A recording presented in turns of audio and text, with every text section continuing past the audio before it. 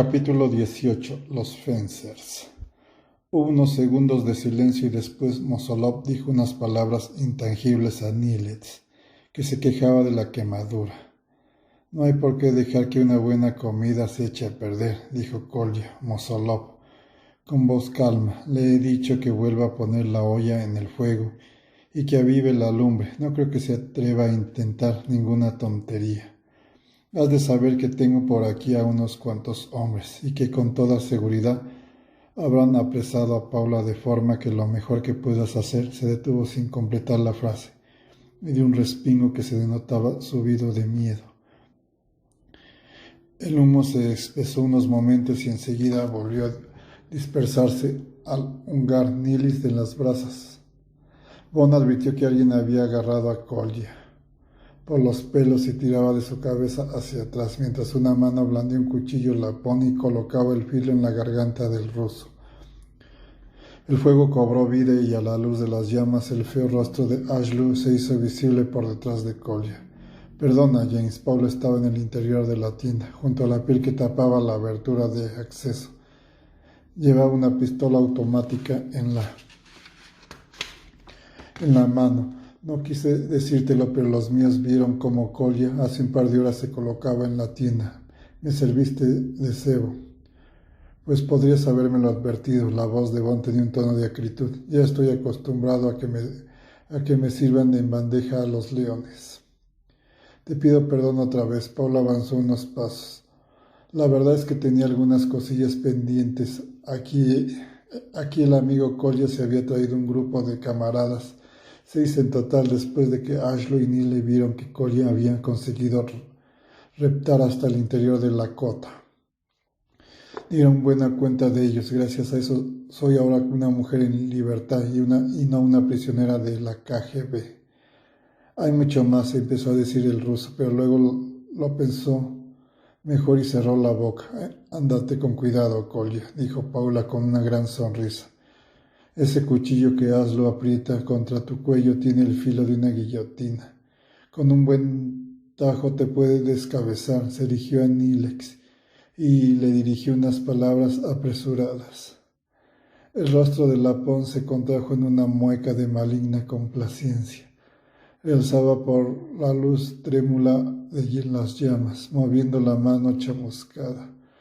Con suma precaución avanzó hacia Mosolov, recobró la metralleta que el otro le había quitado y empezó a cachar al agente soviético. «Son como 2 niños», manifestó Paula. «Les he dicho que lo desnuden, lo lleven al bosque y lo aten a un árbol. ¿No crees que sería mejor tenerlo junto a nosotros hasta el último momento?», indicó Von. «Dijiste que se había traído a un grupo de hombres». Sí, pero los hemos liquidado ahí. Pero puede que haya más. He dispuesto un ataque de aviación soviética al amanecer. Después de haber experimentado cómo se desenvuelve Kolya, no me agrada la perspectiva de perderle de vista». Paula permaneció pensativa unos segundos y luego, a instancias de lo sugerido por Von, dictó otras instrucciones a los lapones. Kolya permaneció en silencio, casi taciturno, mientras le ataban manos y pies. Le ponían una mordaza en la boca y lo empujaban hasta el rincón de la tienda. Paula indicó a Von con un movimiento de cabeza que se saliera de la cota. Ya en el exterior la muchacha bajó la voz y susurró: «Desde luego tienes razón, James. Es más seguro que siga donde está. Además puede que otros camaradas anden merodeando por los alrededores. El único sitio donde estaríamos a salvo es en Finlandia, pero tú, como yo, quieres ver lo que sucede con el Palacio de Hielo», apostilló Von con una sonrisa. «Así es», convino la chica. «Cuando todo haya terminado, creo que podremos soltarlo, a menos que quieras llevarte su cabeza a Londres como recuerdo y dejar que sus hombres localicen el cuerpo». Von contestó que llevar a cuestas todo el camino a Kolya sería un estorbo inútil. Es mejor desembarazarse de él antes de partir. Fue su veredicto. Mientras llegaba ese momento, ambos tenían una tarea que llevar a cabo: enviar un mensaje a Paula a Helsinki y hacer llegar el de Von a M. Frente al equipo de radio de Lakota, Bond empezó a palparse los bolsillos. ¿Acaso es eso lo que andas buscando? Paula se le acercó con una pitillera metálica y el encendedor de oro en la mano. Estás en todo. Quizá me decida demostrártelo más tarde. Haciendo caso omiso de los lapones, Paula le tendió los brazos y le besó con ternura. Luego volvió a besarle con cierto apasionamiento en el gesto. La emisora instalada en la tienda comprendía un transmisor de onda corta, muy potente con los artilugios para comunicar con la Morse o de viva voz. Había además un aparato de transmisión ultra rápida que permitía grabar el mensaje y procesarlo a continuación en décimas de segundo, para que desde la otra terminal pudieran ralentizarlo y proceder a su desciframiento. Por regla general, como es bien sabido, este tipo de mensaje se plasma en una serie de ruidos parásitos en los auriculares de los muchos que siguen las incidencias del tráfico por señales acústicas. Bond permaneció unos minutos a la expectativa, mientras Paula disponía lo necesario para enviar su propio comunicado a Helsinki. Estaba convencido de que Paula era un agente profesional de primera magnitud y de que trabajaba para el SUP, aspecto ese que hubiera debido conocer desde hacía años, teniendo en cuenta el tiempo que duraba sus relaciones.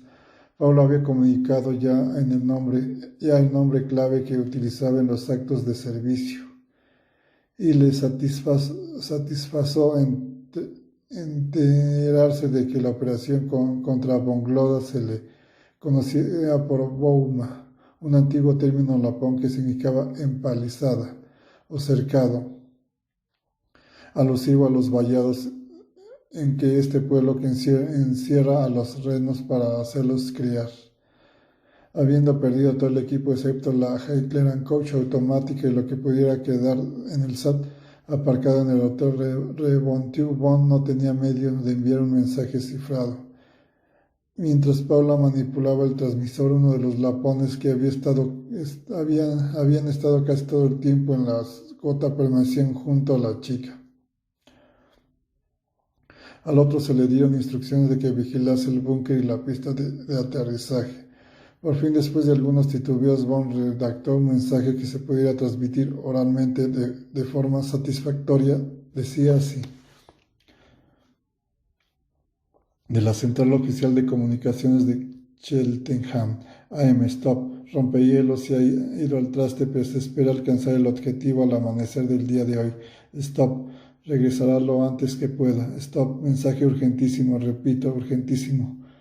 Sacar su mejor botella de la bodega. Stop. Operó a través de la sección de Bouma 007. El prefijo suscitaría más de una sorpresa, pero no había forma de soslayarlo. Las instrucciones para cambiar de lugar al prisionero eran bastante evidentes. No era la fórmula ideal, pero aunque algún puesto se escucha de las tropas de acción, lo que captara lo más seguro era que ya estuvieran al corriente de donde mantenían oculto a su militante. En caso de que el mensaje fuera interceptado, no habría más que corroborar el hecho de que iba a ser trasladado a corto plazo, y sin otros recursos a su disposición, era todo lo que Bond podía hacer. Después de terminar su comunicación, Paula tomó el trozo de papel que le tendía Bond, añadió un código particular se aseguró de que el mensaje era para la central de Cheltenham por conducto del Departamento de Comunicaciones del Servicio Secreto Finés, y grabó el texto antes de procesarlo mediante el dispositivo de transmisión rápida. Finalizados estos trámites, intercambiaron opiniones. Bond indicó cuál era a su entender el medio idóneo para mantener una vigilancia continua sobre el búnker. El ataque aéreo previsto para el amanecer ocupaba buena parte de sus pensamientos. Luego habría que esperar lo más rápido posible, desembarazarse de Kolba Mosolov y cruzar la frontera sin correr riesgos innecesarios. ¿Conoces bien el camino de vuelta?, preguntó a Paula. Con los ojos vendados más tarde se lo explicaré, pero en cuanto a este punto no debes preocuparte lo más mínimo. Lo único dificultoso es salir a escape de aquí y luego esperar a que oscurezca para pasar a otro lado de la frontera. Por mediación de Paula, Bond dio órdenes para desmontar la radio y llevarse los paquetes, aprovechando que los 4 lapones tenían aparcados cerca de allí los espaciosos scooters. Al propio tiempo dispuso 2 turnos de guardia, de forma que uno de los lapones despertaba a todo el grupo con tiempo sobrado para desarmar la tienda antes del amanecer. No solo en una carga reconoció Bond, pero nos conviene tenerlo junto a nosotros el mayor tiempo posible. Paula se encogió de hombros. Déjalo por cuenta de mis lapones, y ellos se encargarán de Kolya, murmuró, pero Bond no quería mancharse las manos con la sangre del ruso, más que el último extremo. Así pues se trazó un plan y se dieron las órdenes oportunas. Mientras se procedía a desarmar la cota que albergaba el equipo de radio, Bond y Paula se encaminaron con dificultad hacia el abrigo restante. El viento se llevó entre los árboles un aullido escalofriante, largo y persistente, al que siguió otro parecido. Lobos, informó Paula, en una camada que está en el lado finlandés.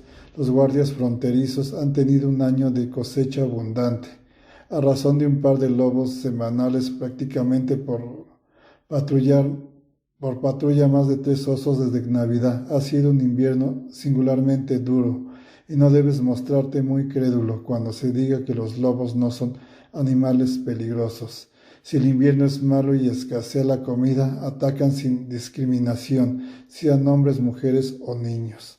Niles, con una mano vendada, había terminado de dar la comida a Kolya, al que luego colocó medio recostado en un rincón de la tienda con anterioridad. Bond previno a Paula que no comentase ningún plan en presencia del soviético. Por el contrario, hicieron cuanto pudieron por ignorar su existencia, por más que en todo momento había cerca de él un Japón encargado de vigilarle estrechamente. El portapaje de reno que había cocinado Niles estaba delicioso, de modo que comieron con verdaderas ganas, mientras el hombre sonreía feliz al ver que avidez despachaba su obra.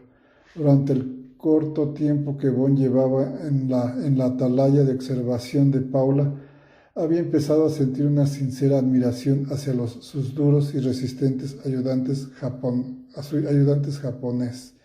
Mientras comía, Paula sacó una botella de vodka, y todos juntos brindaron por el buen término de la operación, estrechando los vasitos de parafina y deseándose quipos. Salud en finlandés a mansalva.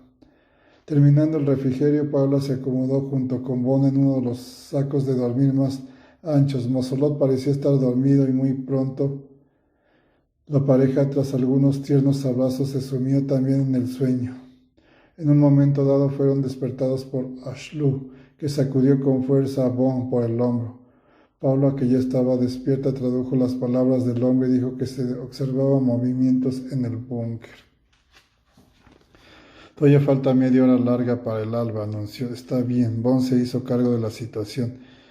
Se procedería a desarmar la tienda sin dilación, y luego uno de los lapones se ocultaría entre los árboles para vigilar a Mosolov. En tanto, los demás se reunirían en el punto de observación. Al cabo de 10 minutos, Paula y Bond se reunieron con Niles, que estaban apostado entre las rocas y la nieve, en lo alto del risco, escrutando la lejanía con unos prismáticos de noche. A sus espaldas los otros lapones se afanaban en silencio en levantar el campo. Bond vio a lo lejos cómo Kolya era obligado a adentrarse en el bosque, hostigado por la pistola ametralladora que esgrimía Ashlu. Bond no pudo menos que sorprenderse ante lo que veían sus ojos. Pese a la media luz presagio de un amanecer que no se produciría hasta dentro de 20 minutos, poco más o menos desde la atalaya en que se hallaba, Paula se divisaba sin obstáculo. alguno el pequeño claro del bosque y la gran superficie rocosa que constituía el techo del búnker. Desde aquel mirador privilegiado se observaba claramente que la entrada al Palacio de Hielo, propiamente dicho, se había construido aprovechando un saliente de la roca de inclinada pendiente, al modo de un gigantesco escalón de piedra que formaba una tosca figura de media luna entre los árboles. Mediante una diestra tabla se había dejado el espacio indispensable para maniobrar frente a los dos accesos principales, a la vez que se había abierto otros pasos entre los árboles, la roca y el hielo que configuraban diversas pistas en torno al búnker con las que se accedía al terreno más alto y también más despejado. Por el lado sur, por encima de la gran estación rocosa, el denso bosque estaba cuidadosamente cortado por una franca, sobre lo que discurría una amplia pista de aterrizaje, semejante a un largo dedo blanco grisáceo, que iba desde la roca hasta un acceso que parecía terminar en la espesura del bosque circundante. No se veía signo alguno de aviones. Bond suponía que el reactor Executive Mr. Falcon, así como las dos avionetas, debían de estar ocultos en sendos bloqueos excavados en la roca que constituía a la vez parte del techo del búnker. Dada la distancia y la escasa luz de aquella hora, resultaba difícil precisar la longitud de la pista de aterrizaje.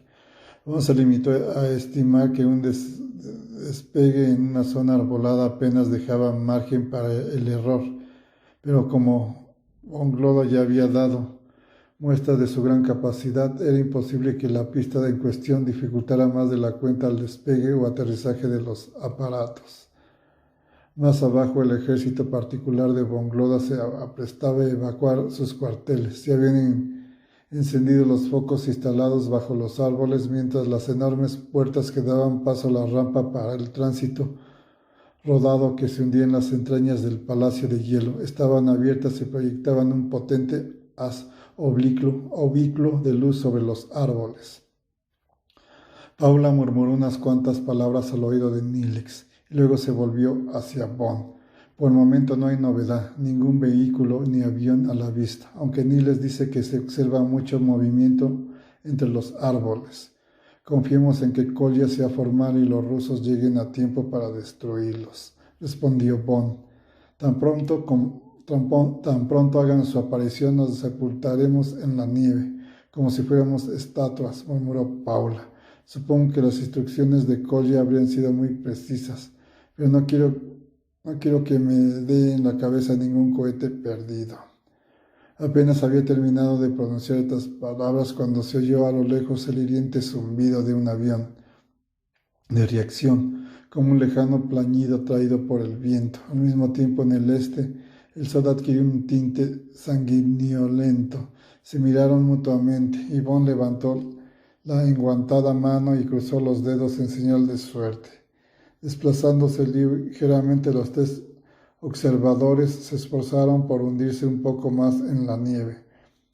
Por espacio de unos segundos Bond tuvo conciencia plena de cuán sereno se sentía, ajeno a todo lo que no fuera el búnker en la lejanía, a poco más de 1 kilómetro de su atalaya.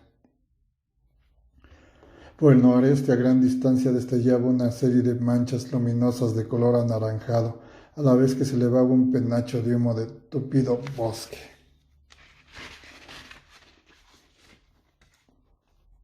Liebre azul, dijo Paulo en voz alta, como si tuviera que hacerse oír por encima de un estruendo. Han.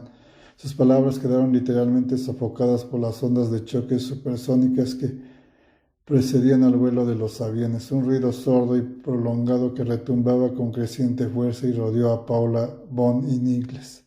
Presagio ominoso de lo que iba a suceder al alba que ya empezaba a despuntar.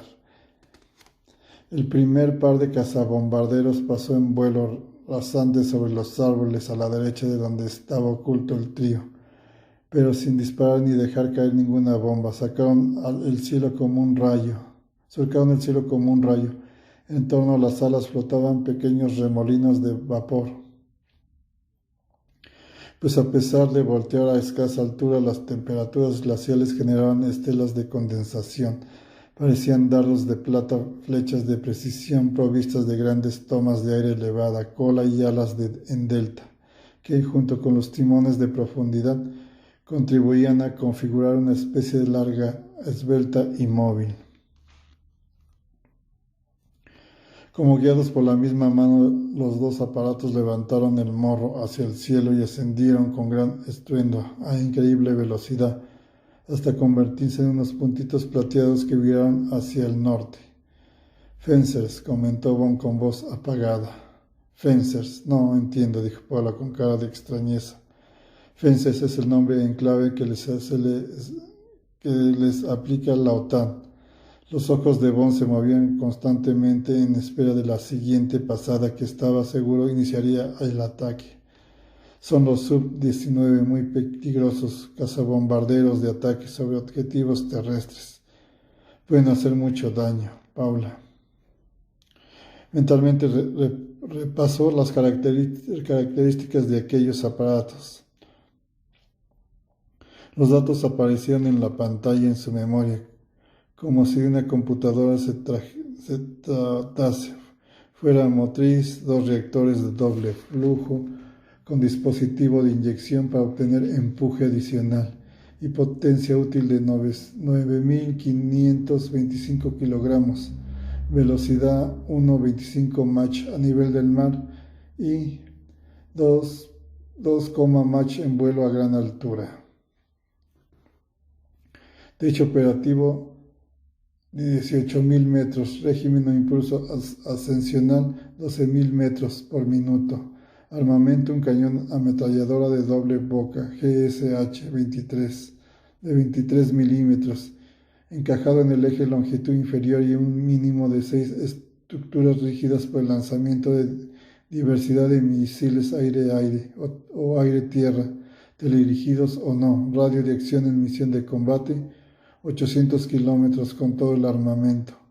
El resultado de este conjunto de datos era un avión de combate mortífero, de máxima prestación. Ni siquiera los más optimistas pilotos de la OTAN hubieran osado negarlo. Bond se dijo que, después de haber avistado el objetivo, los 2 aviones de vanguardia se pondrían en contacto con el resto de la escuadrilla, o tal vez del ala, y les transmitirían las coordenadas del blanco y las instrucciones a través del teclado de una computadora de pequeño tamaño. Había que suponer que estaban ya de acuerdo en la concerniente al orden de ataque. El rapidísimo reconocimiento daba a entender que aquel se produciría mediante sucesivos picados en ángulo, unos 45 grados, quizá desde distintos puntos, y los aparatos se presentarían en formaciones de A2, programados y sincronizados, para atacar en rápida sucesión con precisión cronométrica. Bond imaginó a los pilotos soviéticos de primera clase para poder pilotear los Fencers, concentrados en los instrumentos electrónicos que indicarían la velocidad, altura, momento y ángulo de picado. Le parecía verlos preparando las armas, mirando constantemente el firmamento, sudorosos bajo los trajes y cascos especialmente diseñados para contrarrestar los efectos fisiológicos de la aceleración. El primer ataque vino en forma de retumbo ensordecedor por el lado izquierdo, seguido casi inmediatamente en un segundo que parecía provenir directamente de la vertical sobre sus cabezas. «Ahí van». Bond vio que Paula volvía la cabeza al tiempo que él miraba hacia arriba, y los 2 reactores pasaron como rayos, hendiendo el aire con violencia y surcando con estruendo el límpido cielo azul por el lado izquierdo. No se había equivocado. Los Fencers atacaban en formación de A2, con el morro hacia el suelo, en un típico picado contra un blanco terrestre. Vieron con toda claridad cómo salían proyectados los primeros misiles encajados en las alas. Una gran llamarada blanca que salía de sus colas, y enseguida la estela anaranjada de los mortíferos dardos que desgarraban el aire. 2 misiles por avión, los 4 dieron de lleno en la fachada del búnker, penetrándolo y explotándolo con grandes inflorescencias ígneas color naranja que alcanzaron sus ojos, antes de que el atronador impacto llegara a los oídos. En el momento mismo en que los dos aparatos efectuaban un rápido viraje hacia la izquierda, apareció el segundo por el lado derecho de Bond, y Paula nuevamente el mismo trazo flamígero y la consiguiente explosión en la zona del blanco acompañada del gigantesco brote de llamas. Antes de explotar, los misiles perforaron una buena porción de roca, acero y cemento. Bond contemplaba la escena fascinado mientras trataba de dilucir el tipo de armamento utilizado. Cuando la tercera formación pasó lejos a la derecha, pudo seguir la trayectoria completa de los misiles. Eran del tipo AS-7, los llamados Carriers por la OTAN, del que existen diversas variantes teledirigidas o no. También eran portadores de ojivas intercambiables con blindaje a toda carga explosiva y de bombas perforantes de acción retardada. Echó un vistazo hacia abajo y vio que después de 3 pasadas y de 12 misiles Kerry, el palacio de hielo parecía ya partido en 2. Todavía resonaba el eco de las explosiones, pero a través de una inevitable cortina de humo pudieron atisbar el cegador brillo carmesí del fuego que empezaba a salir despedido por las 2 entradas principales, procedente de los depósitos de armas y del parque de vehículos pesados. Siguió una cuarta y una quinta oleada de Fencers que hizo temblar la atmósfera. Los cohetes parecían suspendidos en el aire unos instantes al virar los aparatos y elevarse con atronador zumbido para luego lanzarse en un picado demoledor, dejando tras sí una estela anaranjada y rectilínea. Los misiles desaparecieron entre la nube de polvo y humo, y llamas para explotar a los pocos segundos con estremecedor retumbo que parecía cobrar cada vez mayor resonancia. Desde su privilegiada atalaya, los lapones y Paula y Bond no podían apartar los ojos de aquel espectáculo de destrucción premeditada. A la sazón al cielo parecían hallarse repleto de aviones. A los 2 de cabeza seguían sucesivas series con la precisión de una escuadrilla de acrobacia aérea. Mientras los misiles acertaban en el blanco una y otra vez, las ondas de choque y los impactos cegadores martillaban sus oídos. El búnker se tornó casi invisible, su presencia se adivinaba por la negra columna de humo y los constantes golpes de los impactos en el seno de la sombría nube. El ataque aéreo, que duró a lo sumo 7 u 8 minutos, dio la impresión de prolongarse durante horas. Finalmente surgieron del lado izquierdo 2 Fencers que volaban en un ángulo de ataque poco usual. Los aparatos hubieran disparado todos los misiles, empezaron a barrer el humo y las llamas con el fuego de los cañones ametralladores.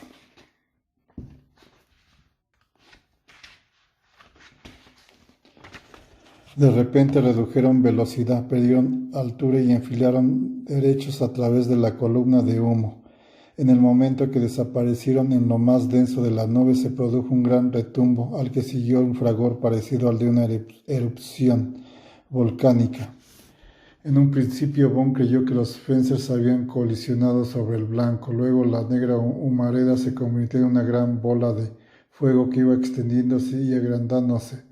El color naranja se convirtió en blanco para teñirse finalmente en rojo sanguinolento. La tierra retumbló bajo sus pies y sintieron el movimiento de la nieve y la roca, como si de repente, desafiando todas las leyes naturales, se hubiera producido un terremoto. Cuando la bola ígnea se elevó por encima de la plataforma donde se encontraba, les alcanzó en el rostro la onda calorífera. Lenguas de fuego parecían estar a punto de lamer sus cuerpos y otras se enroscaban en los troncos de los árboles. De pronto se vieron envueltos en un impetuoso flujo de aire ascendente semejante a un violento tifón. Al tiempo que la explosión atronaba los oídos, la mano de Bond salió proyectada y hundió la cabeza de Pablo en la nieve, a la vez que él hacía lo propio y contenía el aliento. Por fin disminuyó el calor abrasador, no se veía rastro alguno de los aviones, habían desaparecido. Alzaron la vista y pudieron observar que otros aparatos ganaban altura y describían amplios círculos. Poco después, cuando Bond bajó la mirada, se hizo cargo de lo que había sucedido en el claro. El lugar que antes ocupaba el búnker no era en la sazón más que un vasto cráter rodeado de árboles chamuscados o partidos. De las entrañas del refugio salían leguas de fuego y se divisaban con toda claridad el casi sobrenatural espectáculo que ofrecían los trozos de pared arrancados de cuajo, tramos de escaleras y vigas de hierro que colgaban suspendidos en el aire sobre el mar de cascotes y escombros constituido por los muros llenos de boquetes y los pasadizos agrietados por doquier. El conjunto daba la impresión de un edificio bombardeado al que hubieran arrojado luego a una gran cima. Las explosiones y los incendios provocados por la constante penetración de los misiles acabaron por alcanzar la sección de almacenamiento y todas las municiones, bombas, depósitos de carburantes y demás material bélico acabaron por estallar en una sola y formidable detonación. Como resultado de ello, el palacio de hielo de Bonglod había quedado totalmente destruido. Se levantó una gran humareda que poco a poco se fue alejando. Ocasionalmente surgió un brote de llamas que se mezclaba con los incendios que llevaban tiempo ardiendo. Pero aparte del crepitar del fuego no se oía ningún ruido, tan solo el horrible olor de la desolación. Llegaba el grupo que observaba desde la atalaya y flotaba siniestro sobre lo que antaño parecía una fortaleza subterránea inexpugnable. «Dios mío», exclamó Pablo con la respiración contenida. Sea cual fuese el destino de Colia, se ha vengado cumplidamente. A la vez que decía esas palabras se dio cuenta de que había pasado la sordera temporal que le produjo el fragor del ataque. Medio aturdidos todavía por la escena que habían presenciado, regresaron al lugar donde antes se hallaba emplazado el campamento de Paula. Y Bond se dirigió hacia el lugar donde Ashlu se había llevado a Mosolov entre los árboles. Fue el primero en darse cuenta, reaccionó en el acto y agitó aparatosamente los vasos para que los lapones se dispersaran y echaran cuerpo a tierra. Él hizo lo propio y obligó también a la chica a tenderse contra el suelo. «No te muevas de aquí», ordenó con voz apagada Bond. Permanecía con todos los sentidos alerta. A la par que blandía la pesada pistola automática en la mano. «Diles a tus hombres que me cubran en caso de peligro». Pablo asintió con la cabeza y descubrió su semblante pálido. Bond emprendió veloz carrera semiagachado entre los árboles, presto a intervenir ante la menor señal sospechosa. Ashlu, el malcarado lapón, parecía aún más siniestro, muerto como estaba, fingiéndose en las huellas en la nieve. El superagente dedujo que había sido atacado por 4 hombres armados por cuchillos, para evitar todo el ruido de lucha. El lapón tenía un gran tajo en la garganta, pero también otras heridas, lo cual denotaba que el corte en el cuello no era sino el golpe culminante de una enconada lucha. En una palabra, Ashlu se había defendido a pesar de que le atacaron por sorpresa.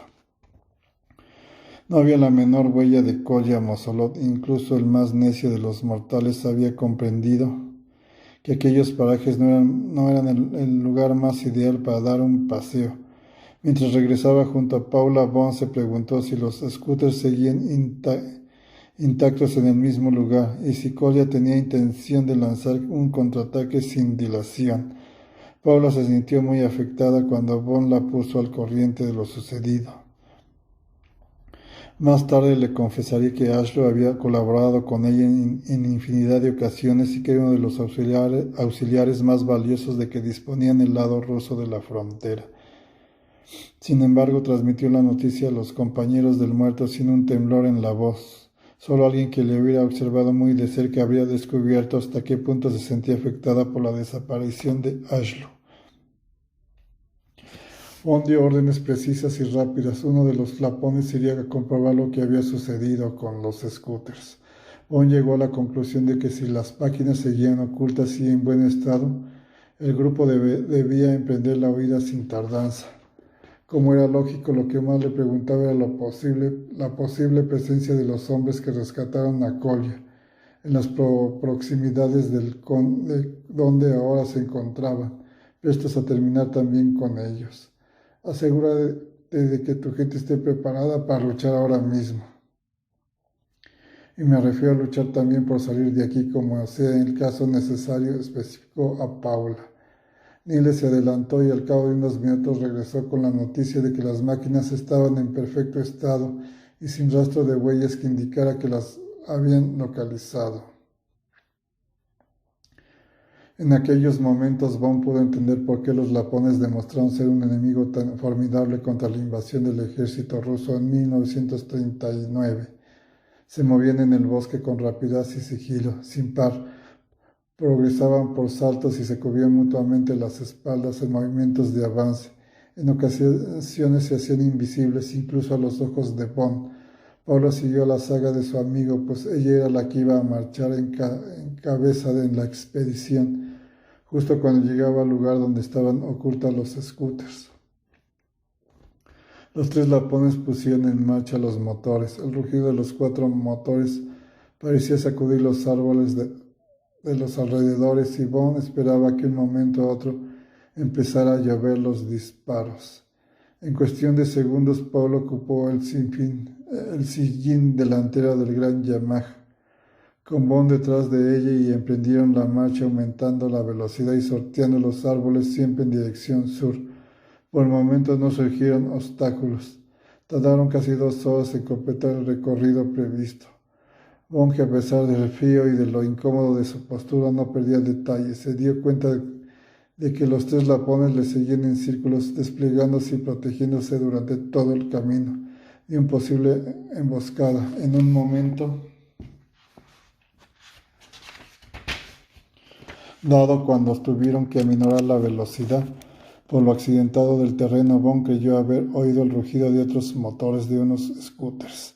De una cosa estaba seguro, y que era Kolya Mosolov. No dejaría que saliera tan tranquilos del territorio soviético. O bien seguía tras de sus huellas, o bien les estaría esperando después de calcular en qué punto pretendía Paula emprender la última y veloz carrera hacia la libertad. Bond no descartaba la posibilidad de que Kolya les atacara desde el aire.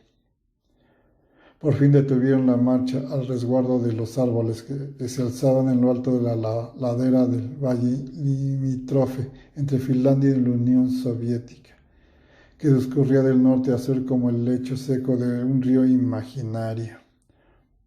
Bond creyó oportuno tomar inmediatamente posiciones defensivas.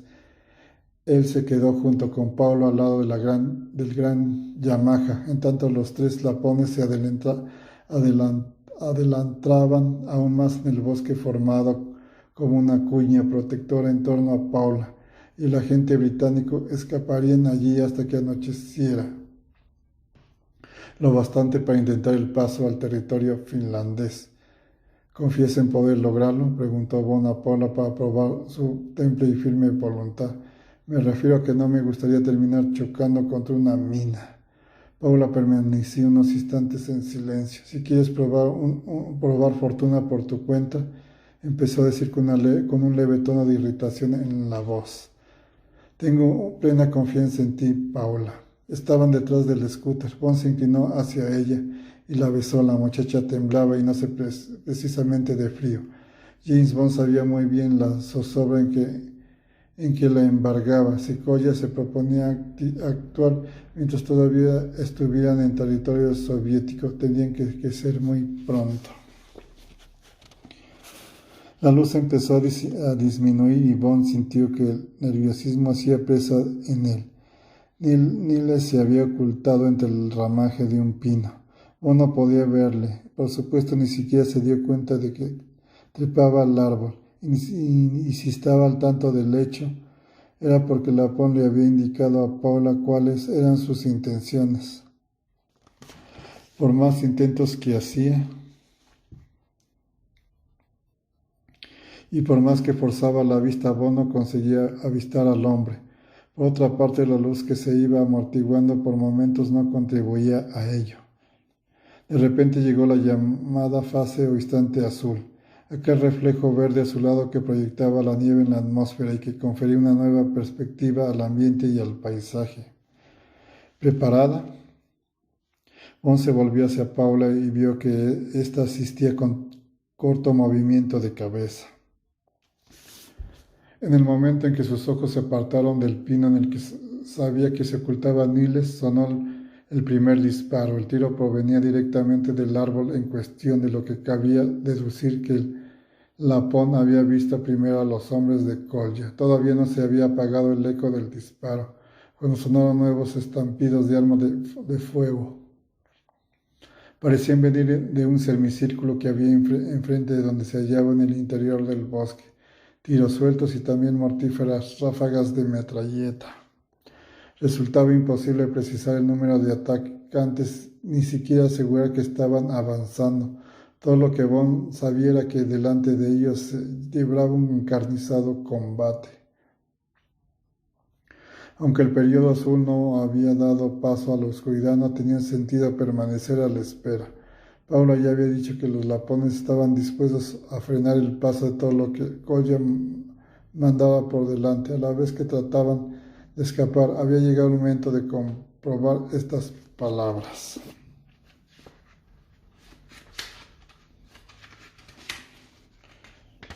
Adelante, le gritó al superagente a la chica. Paula, como buena profesional que era, no titubeó ni un solo instante. Aceleró el motor. Bond saltó detrás de su asiento y la muchacha enfiló la máquina en sentido diagonal hacia el terreno descampado por la desnuda y helada ladera que conducía al valle desprovisto de árboles, lo que debía ser la puerta de su salvación. El fuego de las armas se intensificó y lo último que Bond acertó a ver por entre una fina capa de nieve en polvo fue una figura que caía desde lo alto de la copa de un pino. No era el momento indicado para comunicarle a Paula que Niles se había reunido con su amigo Ashlow. Cuando habían recorrido medio kilómetro, la oscuridad les envolvió mientras a sus espaldas todavía se oía el estampido de las armas. Los dos lapones que aún seguían con vida oponían una tenaz resistencia, pero Bond sabía que solo era cuestión de tiempo y que en buena medida dependía del número de hombres con que contara Kolya Mosolov. Trataría de darles alcance en scooters de gran potencia, o como buen táctico que era, prefería rociarles de balas en el valle.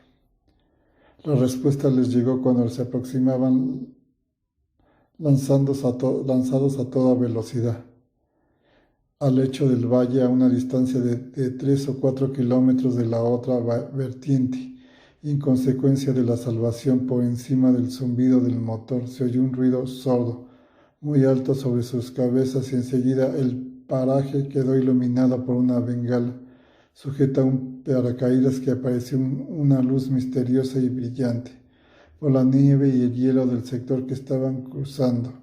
¿Te atreverías a avanzar en zigzag?, preguntó Bond al oído de Paula, pensando en los campos de minas. Ella volvió la cabeza y respondió también a voces.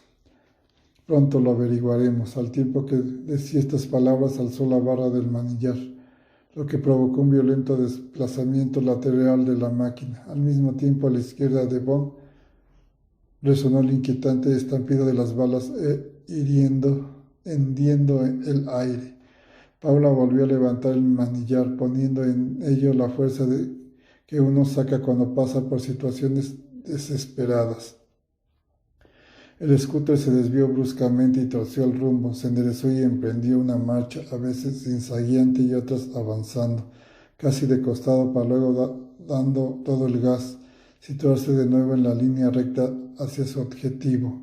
Bond y Paula se agacharon instintivamente. La primera bengala empezaba a agotarse y arrojaba menos luz, pero aún así las balas silbaban cerca de ellos. Por 2 veces Bond vio caer delante del scooter las estelas largas casi indolentes de las luces verdes y rojas, primero a su izquierda y luego a su derecha. Las cabezas gachas pegadas a la plancha del scooter. Bond se sintió invadido por una extraña sensación de rabia y frustración. Necesitó unos momentos para comprender la causa, pero al fin se dio cuenta de que una voz en su interior le decía que permaneciera en el lado soviético de la montaña y se enfrentara. Paula volvió a levantar el manillar poniendo en ello la fuerza que uno saca cuando pasa por situaciones desesperadas. El scooter se desvió bruscamente y torció el rumbo, se enderezó y emprendió una marcha a veces zigzagueante y otras avanzando casi de costado para luego, dando todo el gas, situarse de nuevo en línea recta hacia su objetivo. Bond y Paula se agacharon instintivamente. La primera bengala empezó a agotarse y arrojaba menos luz, pero aún así las balas silbaban cerca de ellos. Por 2 veces Bond vio caer delante del scooter las estelas largas casi indolentes de las luces verdes y rojas, primero a su izquierda y luego a su derecha. Las cabezas gachas pegadas a la plancha del scooter. Bond se sintió invadido por una extraña sensación de rabia y frustración. Necesitó unos momentos para comprender la causa, pero al fin se dio cuenta de que su voz en su interior le decía que permaneciera del lado soviético de la montaña y se enfrentara a Kolya en vez de huir. En su mente vibraba con voz insistencia el viejo dicho: quien lucha y esconde la cabeza nada tendrá que volver a ver a la cancha con certeza. No era propio del superagente rehuir el combate frontal, pero algo le decía que en aquel caso no habría otra alternativa. Tanto él como Paula tenían una meta: conseguir, a saber, cruzar la frontera, sanos y salvos. Era el único modo de salir bien librados. Las luces trazadoras seguían cayendo, aun cuando la luminosidad había mermado, pero una segunda explosión lanzó al aire una segunda bengala. En esta ocasión cesó el ruido de los disparos y en su lugar llegó a sus oídos el estruendo terrorífico de un tren expreso que se acerca a toda velocidad, o este fue por lo menos la sensación que les produjo. Había momentos, pensaba Bond mientras pegaba su cabeza al cuerpo de la muchacha, en que parecía volar sobre la superficie helada.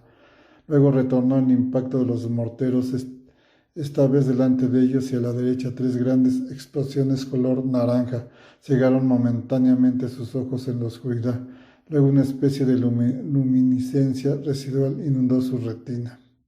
Bond cayó en la cuenta de que las primeras bombas de mortero habían caído en sus espaldas y que ahora caían delante de la máquina.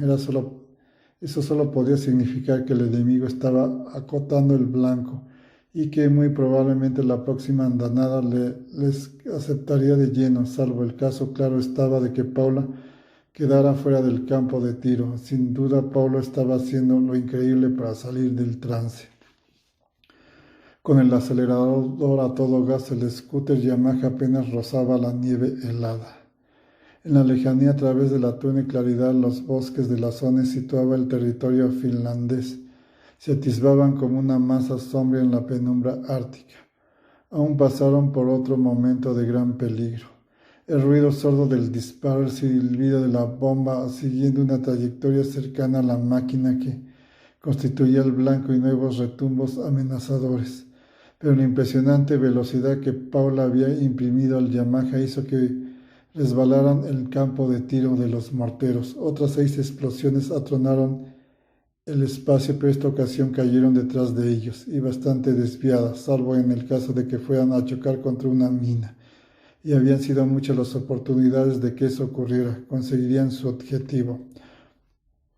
Bastante antes, cuando Paulo y Bond iniciaron su desesperado intento de pasar la frontera finlandesa, 2 hombres treparon por las rocas cercanas a los que habían sido el flamante y devastado búnker de Bonglora, conocido como el Palacio de Hielo.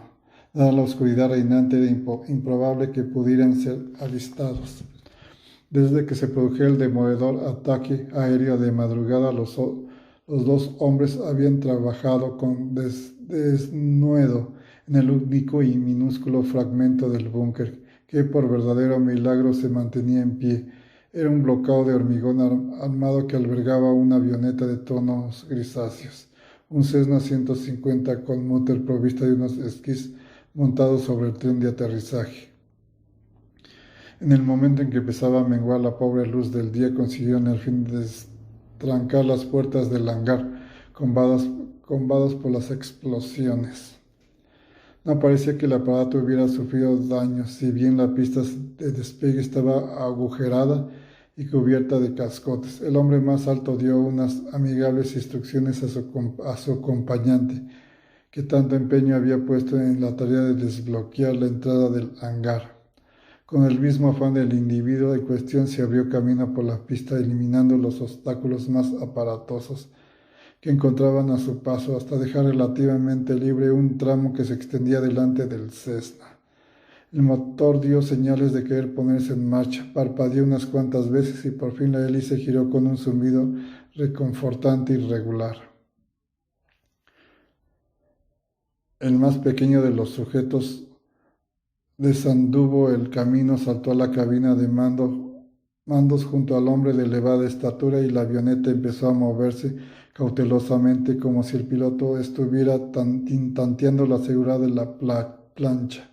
Bajo los esquís, a continuación, el piloto se volvió hacia su compañero y elevó el pulgar en señal de buena suerte, como es habitual de los despegues, a la vez que abatía los alerones para facilitar al máximo el ascenso del aparato. Enseguida aumentó las revoluciones y el Cessna avanzó entre bamboleos y trepidaciones. A la vez que el aparato ganaba velocidad, el piloto estiraba el cuello, esquivaba los obstáculos a la derecha e izquierda para evitar las partes más deterioradas de la pista. Luego entró con una sacudida en un tramo de superficie helada. Dio la impresión de que incrementaba la velocidad absoluta e inició un vuelo rasante sobre la accidentada pista.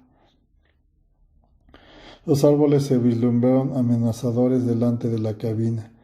Agregándose por momentos, el piloto percibió aquel momento justo en lo que el aparato responde y transfiere sin peligro su peso a las alas, y entonces desplazó suavemente hacia atrás la palanca de mando. El morro se elevó, pareció titubear unos instantes y prosiguió el impulso hacia adelante, columpiándose todavía corta distancia del suelo, pero ganando altura con cada segundo que transcurría. El piloto desplazó un poco más la palanca a la par que con la mano izquierda abría del todo la válvula de admisión de gasolina. Luego efectuó una compensación cargando un poco más sobre la cola de la avioneta. La hélice arañó el aire y el morro se abatió ligeramente. Volvió a rasgar el aire y rebanó la atmósfera, enviando una corriente impulsora que se deslizó por las superficies del fuselaje hasta que la avioneta, ya estabilizada en el curso, enfiló hacia las alturas. Faltó muy poco para que no colisionaran con las copas de los altos pinos.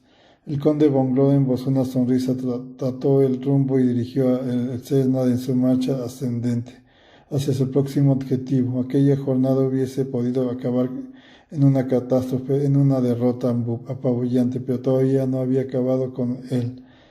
Millares de partidarios suyos esperaban para ponerse a sus órdenes, pero antes tenía que zanjar un asunto pendiente. Con ademán agradecido sacudió la cabeza hacia el semblante fragoso de Hans Bushman, el que Bond conocía como Brad Tirpitz, el malo. Paula y Bond llegaron al Hotel Rowentili y las 2 de la madrugada. El superagente se dirigió directamente al SAT para mandar a M un mensaje cifrado.